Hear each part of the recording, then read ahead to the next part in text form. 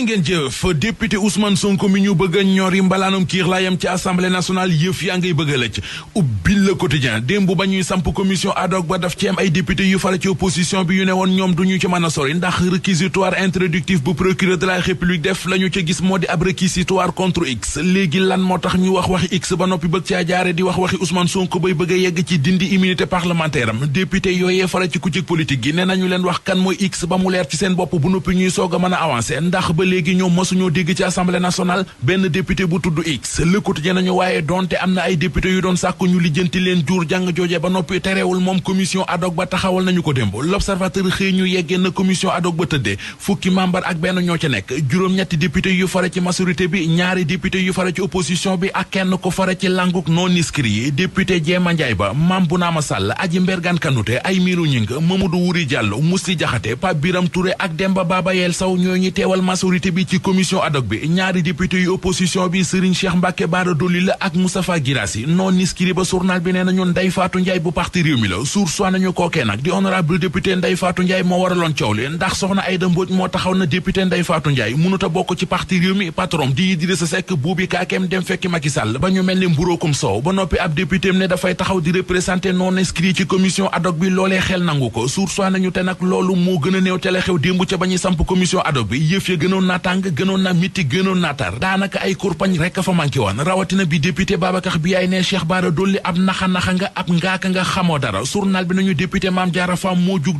dugg ci coow li gàddu yëf yi nekk ci ak député Babacar Biaye dem na sax ba di ko tifaari saaga moom Mame Diarra Fam administrateur bu parti Pastef Birame Souleye Diop jabaram journal Les Échos nee nañu ma nga ñu garde à vue ba léegi benn étudiant bu jigéen moo ko dugal moo wax enquêteur yi ne madame Diop moo ko jëndaloo woon ab numéro boo xam ne moom la waa ji di Abbas Fall jëloon doon ko utiliser doon ca menacé ñoom Mahmoud Saleh ak ñoom Souleymane Ndéné Ndiaye libération indil ñu xibaar bi ci xëtamu njëkk mu di jabari administrateur bu parti Pastef bi ñu tëyee ca DIC division investigation criminelle yéenekaay bi dolli ñu ci ne ci garde à vue ca la nekk tuumay appel à l'insurrection mu di woo nit ñi ngir ñu jóg fippu ak menace de mort mu di tëg ko faat doomu aadama loolee la ñu koy toppee La Tribune moom it xibaar ñu ne journaliste bii di Maïmouna Ndour Faye mi ngi topp benn étudiant ci ay menace de mort lépp nga xew keroog bi nga xamee ne moom Ndoura di Maïmouna Ndour Faye invité woon na avocat bii di maître Aladji Diouf ca CTW ngir ñu waxtaan ci cas Adji Sarr ak Ousmane Sonko ci la ko benn étudiant bu nekk ci université Cheikh Anta Diop bu Ndakaaru message ne ko yow Maïmouna Ndour Faye saytaane dëgg nga femme bu danseuse nga dañu laa war a faagaagal journal La Tribune nañu bala ñu yegg nag ci waxoon nañu ko il faut que waa SYNPICS CDEPS CORED ak droit de l'homme yi ci réew mi ak association yi xeexal jigéen yi jokk lijjanti li waral coow li mu di wopp ji Ousmane Sonko amee ba taxoon mu demoon ci salon de massage di massé wu ji ba tuumay viol ak menace de mort toppee ko ca feebar boobee ñu naan ko arthrose lombaire journal L'As xëy na dañu wax mooy lan dëgg-dëgg El Hadji Malick Gakou borom grand parti Vox Populi mi ngi ñuy xamal ne